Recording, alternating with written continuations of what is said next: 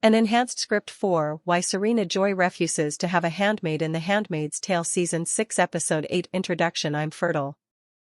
These two powerful words from Serena Joy Waterford mark a pivotal moment in The Handmaid's Tale Season 6, Episode 8, a moment that shatters expectations and fundamentally changes the trajectory of one of the show's most complex characters. Welcome to our channel, where today we're diving deep into the explosive wedding episode that has fans talking, analyzing exactly why Serena Joy refuses to have a handmaid and what this means for the final episodes of the series. In this climactic 8th episode, we finally witness the culmination of June and Mayday's meticulously planned attack on Gilead. But amidst the blood and rebellion, it's Serena Joy's personal revolution that may prove most consequential. What drives a former architect of Gilead's oppressive system to reject one of its fundamental institutions? And what happens when the woman who once held June captive as Offred refuses to accept her own handmaid? Stay with us as we unravel these questions and more in our comprehensive breakdown. Why Serena left. The pivotal moment arrives immediately after what should have been Serena Joy's triumphant day. Following her wedding to Commander Wharton, the newlyweds return to their Boston home, where Serena makes a shocking discovery: a handmaid waiting for them. This isn't just any handmaid, but the most fertile handmaid in Gilead, a wedding gift from Commander Bell Sr. Serena's reaction is immediate and visceral. Rather than accepting this gift as expected of a commander's wife, she flatly refuses. "But I'm fertile," she declares, a statement that carries enormous weight in a society built around female reproductive capacity. This moment represents the culmination of Serena's complex journey throughout the series. Since the show's beginning in 2017, we've watched Serena evolve from June's staunchly conservative captor to someone questioning the very system she helped create. Though she's attempted to create a new life in New Bethlehem, the appearance of the handmaid forces her to confront the brutal reality of Gilead once again, this time from a different perspective. What makes this moment particularly powerful is that Serena doesn't just reject the handmaid for herself. She acknowledges the woman's humanity, calling her by her real name, Christina, rather than her assigned Gilead identity. "She is not a vessel," Serena declares, "she is a human being," even urging Christina to run and never return. This represents a profound shift from the woman who once held June captive and participated willingly in the ceremony ritual. Why Wharton allowed Serena to leave. Perhaps equally surprising is Commander Wharton's response to Serena's rebellion. Despite her direct challenge to Gilead's customs and his authority, Wharton unexpectedly allows Serena to leave. This decision raises significant questions about his character and motivations. On one level, this choice demonstrates that Wharton might indeed be marginally more competent than Fred Waterford, Serena's previous husband. Fred's controlling and punitive approach to his marriage ultimately contributed to his downfall. Wharton, by contrast, appears to recognize that forcing Serena to stay would be counterproductive. However, we shouldn't mistake this for genuine compassion. Throughout Season 6, we've seen glimpses of Wharton's deceptive nature. His progressive facade rapidly crumbles with the introduction of the handmaid, revealing his true adherence to Gilead's patriarchal structures.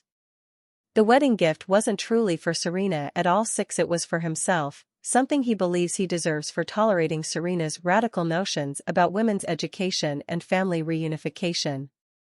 The decision to let Serena leave likely stems from political calculation rather than mercy. Forcing her to stay could damage his reputation, particularly in New Bethlehem, which is supposed to represent a more moderate version of Gilead. Additionally, as viewers, we must question if this apparent freedom is genuine or part of a larger plan. In a system as controlling as Gilead, apparent acts of liberation are often revealed as more subtle forms of manipulation. The symbolism of the red dress in one of the episode's most brilliant narrative moves, June and Mayday transform the handmaid's distinctive red garments from symbols of oppression into weapons of revolution. This symbolic inversion represents a turning point in the series' visual storytelling. For 6 seasons, the crimson robes and white bonnets have represented female subjugation in Gilead. As June explains in the episode's opening narration, these uniforms were designed to strip handmaids of individuality, making them interchangeable vessels rather than distinct human beings. The costume was meant to make them blend into the background scene but not truly noticed. Yet in Episode 8, this very anonymity becomes the revolutionary's greatest asset. June and Moira exploit this lack of individual recognition to infiltrate Serena's wedding, distributing concealed knives to other handmaids. The flowing robes provide perfect concealment for weapons and drugged cake, transforming a symbol of powerlessness into a tool of insurrection. The visual impact cannot be understated. 6. The same red that once marked these women as property now marks them as soldiers in an army.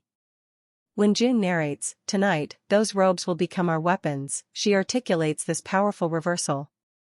Even Aunt Lydia, who has enforced the wearing of these garments for years, cannot distinguish June in this uniform. 6. A testament to how the system's dehumanizing tactics have been weaponized against it. This transformation of symbolism extends beyond the episode's plot mechanics to comment on broader themes of resistance and reclamation. Throughout history, oppressed groups have often repurposed symbols of their oppression as rallying points for rebellion. The handmaids' appropriation of their uniforms represents this revolutionary tradition, suggesting that no tool of control is so perfect that it cannot be turned against its creators. Aunt Lydia's breakdown. Perhaps the most emotionally charged moment of the episode centers on Aunt Lydia, whose suspicions lead to a confrontation that fundamentally alters her character trajectory. Initially, Lydia's intuition tells her something is wrong. 6. She recognizes June despite her disguise and later discovers uneaten cake beneath the handmaids' seats. When she confronts the handmaids at the Red Center, the scene becomes a powerful reckoning. After years of enforcing Gilead's brutal system, Lydia finds herself face to face with the consequences of her actions. June and Janine don't merely challenge her authority. 6. They force her to confront her moral complicity.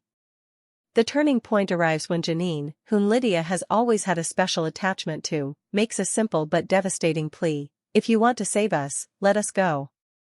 Please, Aunt Lydia." This request cuts through years of indoctrination and rationalization. We witness Lydia's worldview crumble as she orders the Guardian to lower his gun. What follows is one of the series' most powerful moments. 6. Lydia collapsing to the floor, repeatedly murmuring, "God help me." This breakdown represents the culmination of doubts that have been growing since she witnessed the massacre at Jezebel's. It's not merely guilt but a profound recognition that she shares responsibility for the suffering inflicted on these women. This scene establishes the groundwork for Lydia's potential redemption arc, setting up her transformation into the Mayday agent depicted in the Testaments. Though her journey is far from complete, this moment marks her first true acknowledgement that Gilead's system is fundamentally corrupt. 6. Not just in its implementation but in its very foundations. Conclusion. Episode 8 of The Handmaid's Tale Season 6 represents a pivotal turning point for multiple characters, particularly Serena Joy. Her refusal to accept a handmaid isn't merely personal preference but represents a profound rejection of the system she once championed.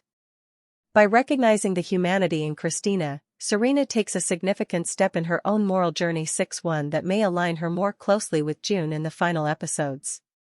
Meanwhile, the coordinated handmaid rebellion suggests that Gilead's days may be numbered, with its own symbols and structures being turned against it. Aunt Lydia's emotional breakdown hints at fractures forming even among the regime's most dedicated enforcers. As we approach the final episodes, the question remains: will Serena's newfound moral clarity lead her to actively join the resistance? Will Wharton reveal more sinister plans? And will Aunt Lydia's crisis of conscience translate to meaningful action? If you've been captivated by these developments in The Handmaid's Tale, make sure you're subscribed to our channel for in-depth analysis of the remaining episodes. Hit that notification bell so you don't miss our breakdown of Episode 9, where we'll explore the aftermath of these explosive events. Leave a comment below sharing your predictions for Serena's next move. 6. Will she reunite with June to fight Gilead, or will she forge her own path? Thank you for watching. We'll see you next time for more insights into your favorite shows and films.